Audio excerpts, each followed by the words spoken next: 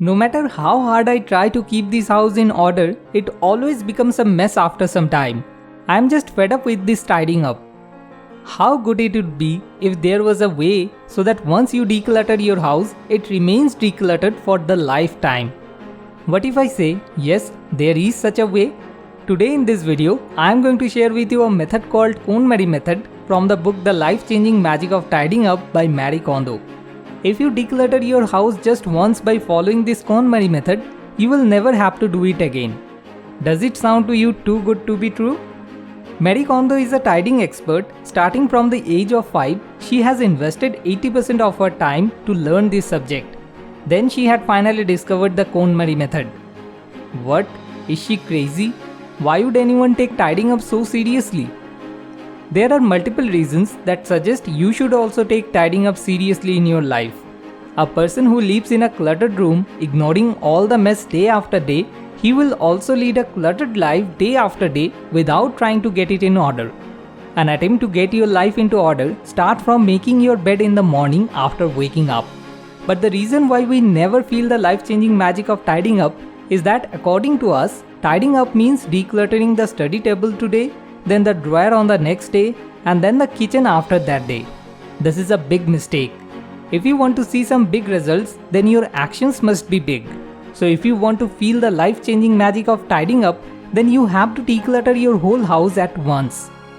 Most of us consider decluttering as a time waste because no matter how hard we try, after some time it again becomes such a mess. According to the author, this happens because of mainly 3 reasons. Number 1, you have never learned how to tidy. It's true that while the schools offer courses in everything from cooking to yoga and meditation, there is never a class on how to tidy. Think back to your own childhood. I am sure most of us have been scolded for not tidying up our rooms. But how many of our parents consciously taught us how to tidy as part of our upbringing? Our parents demanded that we clean up our rooms, but they too had never been trained in how to do that. When it comes to tidying, we are all self-taught.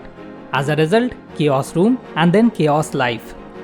Number 2, you try to tidy a little a day. That's why you can never notice any visible results after tidying. So eventually you start to believe that tidying is a time-wasting activity. Number 3, your room has become a storehouse full of unnecessary items. Maybe you wear just 4 clothes regularly, but in your wardrobe you have more than 400 clothes. You have still kept your high school books in your room thinking that one day it may become useful for your children. If you fill your room with such unnecessary items, it is obvious that it will become untidy very often. So what is the solution for this life problem?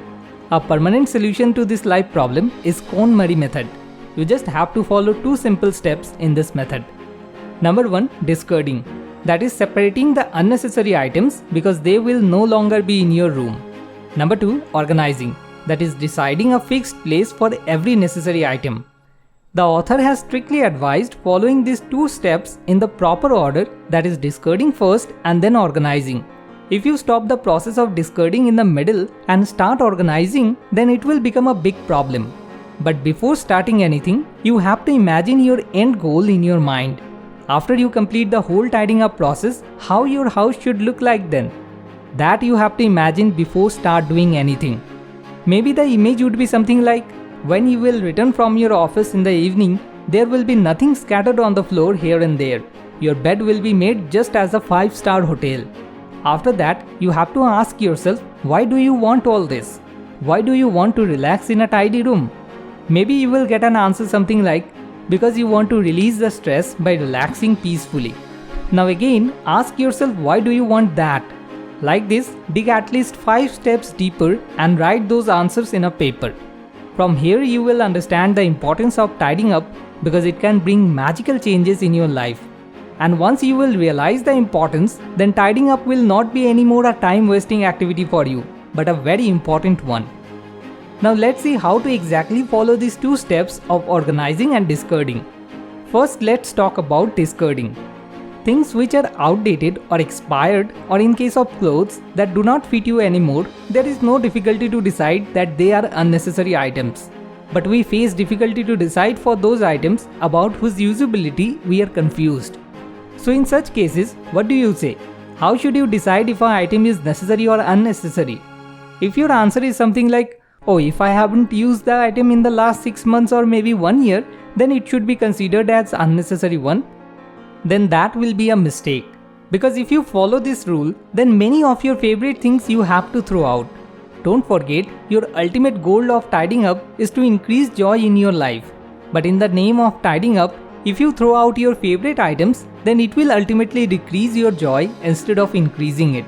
So according to author, the best way to decide if an item is necessary or unnecessary is to first change your mindset from let me see what can I get rid of to let me see what can I keep. And then you have to hold each item with your hands one by one and ask yourself, does this spark joy? Here holding each item with your hand is necessary because when we hold something with our hands, then not just our mind but also our body reacts to it. So it becomes easy to take the right decision. Plenty of storybooks sitting idle on your bookshelf for years and years, plenty of clothes hanging in your wardrobe for years and years which you don't want to wear anymore. Do these things spark joy in you? No. When you will have only those items in your room that sparks joy in you, then naturally the room will become like a heaven for you. The next mistake that you need to avoid is tidying according to location. Let me tidy the bedroom today, tomorrow the dining hall, and then the next day the kitchen. The author says this is a big mistake. She suggests to tidying category wise instead of location wise, like clothes first, then books, and so on. The problem with tidying location wise is that it becomes difficult to maintain the proper order of discarding and then organizing.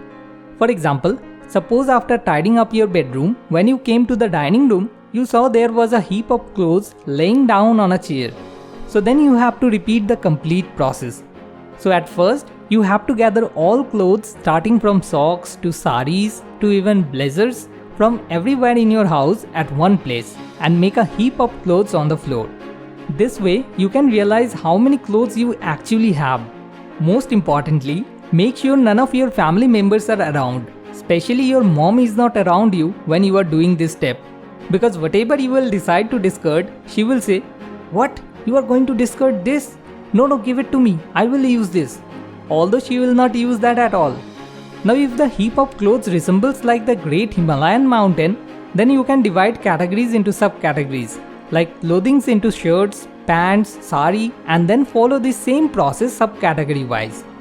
Okay, so your next task is to hold each item in your hand and ask yourself, does this spark joy?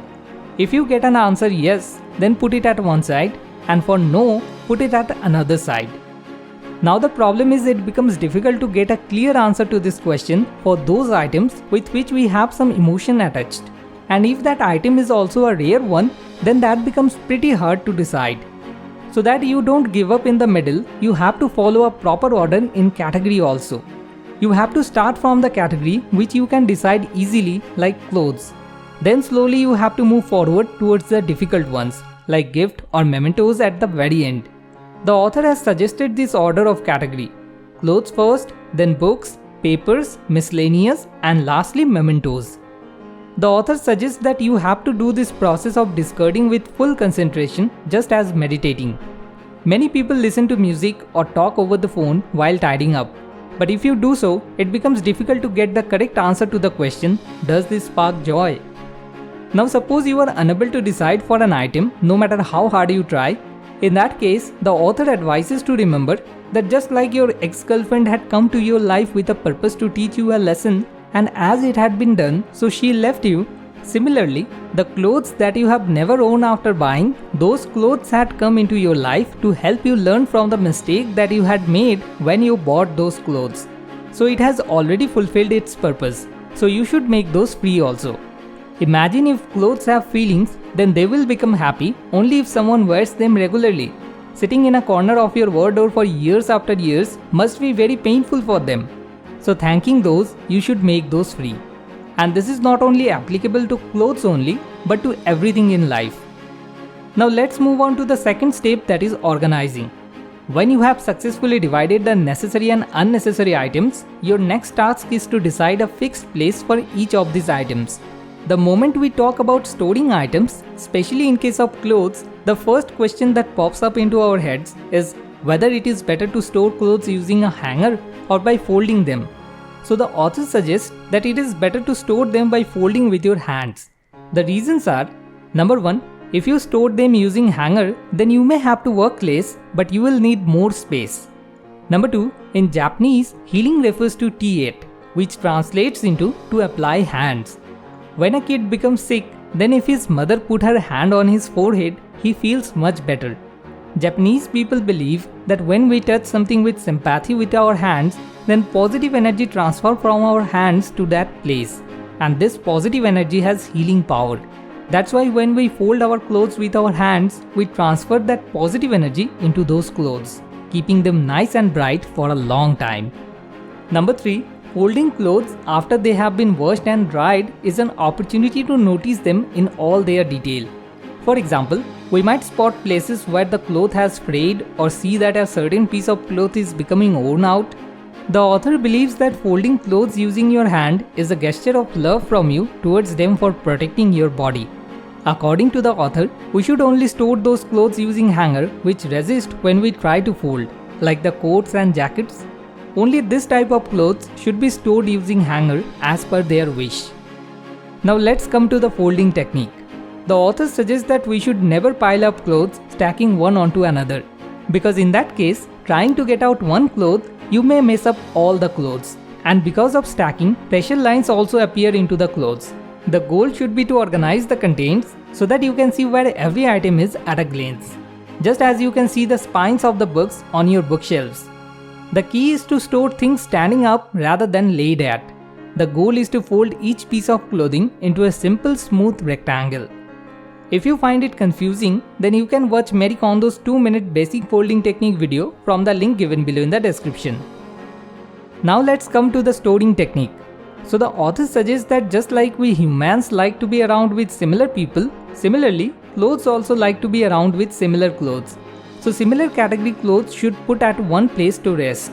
And also if you store your clothes category wise, it will become easy for you to find them quickly just with a glance.